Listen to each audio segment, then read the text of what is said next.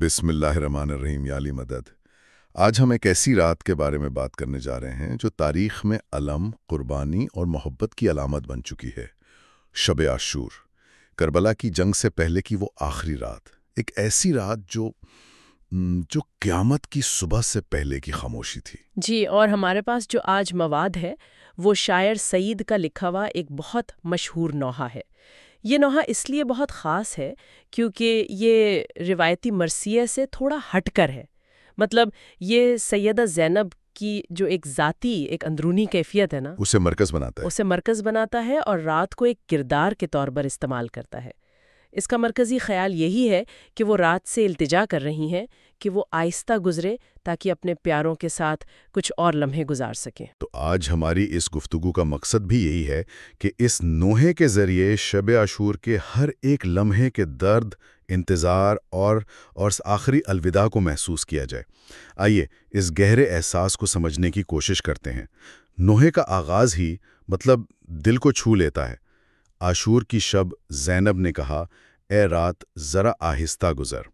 یہ صرف وقت کو روکنے کی خواہش نہیں لگتی ہے نا، یہ تو آنے والی صبح کے خوف کا ایک کھلا اظہار ہے۔ آپ نے بہت اہم نقطہ اٹھایا۔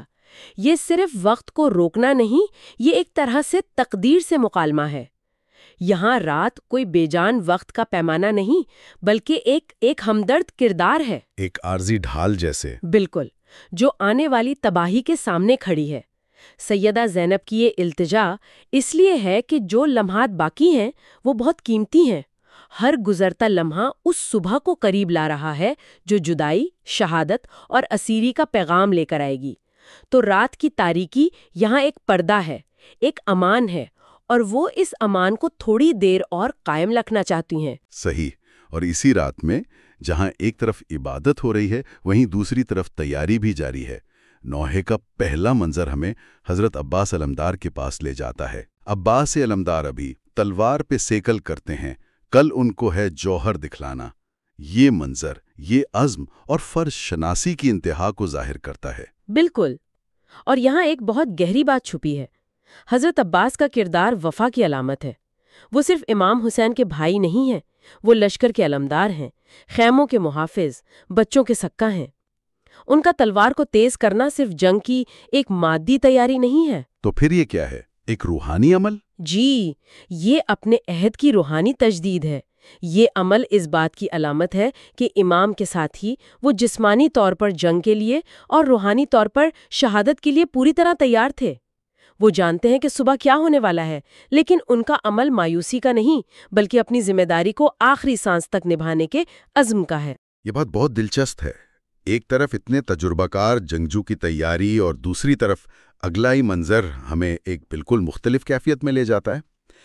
نوحے میں ذکر ہے حضرت قاسم کا، جو ابھی نوعمر تھے۔ کل پیاسے باراتی آئیں گے، قاسم کی شادی کل ہوگی، ہو جائے گی کل بیوہ کبرا۔ مطلب ایک طرف خوشی کا تصور، شادی کی رسم، اور دوسری طرف فوری ماتم کا۔ یہ تضاد کربلا کے المیے کو ناقابل یقین حد تک گہرا کر دیتا ہے۔ یہ منظر کربلا کی قربانیوں کے تنوع کو ظاہر کرتا ہے کہ یہ صرف جنگ نہیں تھی، یہ زندگی کے ہر پہلو کی قربانی تھی۔ یہاں پیاسے باراتی خود وہ شہداء ہیں جن کی شہادت سے یہ شادی مکمل ہونی ہے۔ یہ زندگی اور امید کو بے دردی سے کچلے جانے کی علامت ہے۔ لیکن کیا اس منظر کو لفظی طور پر سمجھنا چاہیے یا یہ ایک استعارہ ہے؟ کیونکہ تاریخ کی کتابوں میں اس پر مختلف آراء ملتی ہیں۔ یہ ایک بہترین سوال ہے۔ دیکھیں، کچھ مورخین اسے ایک حقیقی واقعہ مانتے ہیں، جبکہ دوسرے اسے ایک استعارہ سمجھتے ہیں، جو اس بات کی نشاندہی کرتا ہے کہ ان کی شہادت عین جوانی میں ہوئی۔ لیکن اس بحث سے قطع نظر اس کا پیغام واضح ہے۔ کربلا میں ایک ایسی نسل بھی قربان ہوئی جس نے ابھی زندگی کی بہاریں بھی نہیں دیکھی تھیں، اور یہ نوحہ اس کی جذباتی گہرائی کو سامنے لاتا ہے۔ صحیح۔ ایک طرف جوانوں کی بہادری کا ذکر تو دوسری طرف ایک ایسا منظر ہے جو کربلا کے درد کو اس کی انتہا پر لے جاتا ہے۔ ایک ماں کی اپنے بیٹے سے آخری محبت کا اظہار۔ نوحہ ہمیں حضرت علی اکبر کی والدہ کے خیمے میں لے جاتا ہے۔ سلجھاتی بیٹھی ہے مادر اکبر کی الجھی زلفوں کو، معلوم نہیں کل کیا ہوگا۔ یہ ایک بہت ہی ذاتی اور خاموش منظر ہے۔ کوئی شکوہ نہیں، کوئی چیخو پکار نہیں، بس ایک ماں کا پیار۔ اور حضرت علی اکبر کو تو پیغمبر اسلام کا ہم شکل کہا جاتا تھا۔ ایک ماں کا اپنے ایسے بیٹے کی زلفیں سنوارنا، یہ جانتے ہوئے کہ کل یہ چہرہ خاک اور خون میں ہوگا، یہ اس عظیم سانحے کے اندر چھپے ذاتی اور خاندانی دکھ کی عکاسی کرتا ہے۔ یہ ایک آفاقی درد ہے جسے ہر ماں سمجھ سکتی ہے۔ یہ لمحات کربلا کو ایک تاریخی جنگ سے بڑھ کر انسانی رشتوں کی لازوال داستان بنا دیتے ہیں۔ یعنی کربلا کے ہیرو صرف میدان جنگ میں نہیں تھے۔ بالکل، خیموں میں موجود وہ مائیں اور بہنیں بھی تھیں جو صبر کا پہاڑ بن کر بیٹھی تھیں۔ اور جب بات معصومیت کی قربانی کی ہو تو ذکر آتا ہے سب سے کم سن شہید کا، حضرت علی اصغر۔ نوحہ کہتا ہے، شبیر کے ہاتھوں پر اصغر، کل تیر گلے پر کھائیں گے، ہو جائے گا کل خالی جھولا۔ شاید یہ کربلا کا سب سے دردناک پہلو ہے۔ ایک 6 ماہ کا بچہ۔ علی اصغر کی شہادت صرف ایک بچے کا قتل نہیں، یہ ایک دلیل کا قتل تھا۔ امام حسین نے بچے کو پانی مانگنے کے لیے پیش کیا تھا، یہ ایک طرح سے حجت تمام کرنا تھا۔ دشمن کے اخلاق کو آخری بار آزمانا۔ جی، لیکن انہوں نے پانی کے بدلے تیر دیا۔ یہ واقعہ دشمن کی بربریت کی انتہا کو ظاہر کرتا ہے، اور خالی جھولا اس کے بعد کربلا کے المیے کی ایک دائمی اور بہت طاقتور علامت بن گیا ہے۔ یہ امام کی نسل کو ختم کرنے کی ایک ناکام کوشش تھی، لیکن اس قربانی نے اسلام کے پیغام کو ہمیشہ کے لیے زندہ کر دیا۔ ان تمام کرداروں کے بعد شاعر ہمیں واپس مرکزی کردار سیدہ زینب کے پاس لاتا ہے۔ اب وہ صرف ایک راوی نہیں بلکہ اپنے ذاتی غم کا اظہار کر رہی ہیں۔ جی بھر کے زینب دیکھ لے آج اپنے بھائی کا چہرہ، کٹ جائے گا کل سرور کا گلا۔ یہ ایک بہن کی اپنے بھائی سے آخری ملاقات کی التجا ہے۔ یہ نوحے کا ایک بہت اہم موڑ ہے۔ یہاں سیدہ زینب کا کردار صرف ایک غمزدہ بہن کا نہیں رہتا، بلکہ وہ اس گواہ کا کردار ادا کرتی ہیں جسے کربلا کا پیغام آگے لے کر جانا ہے۔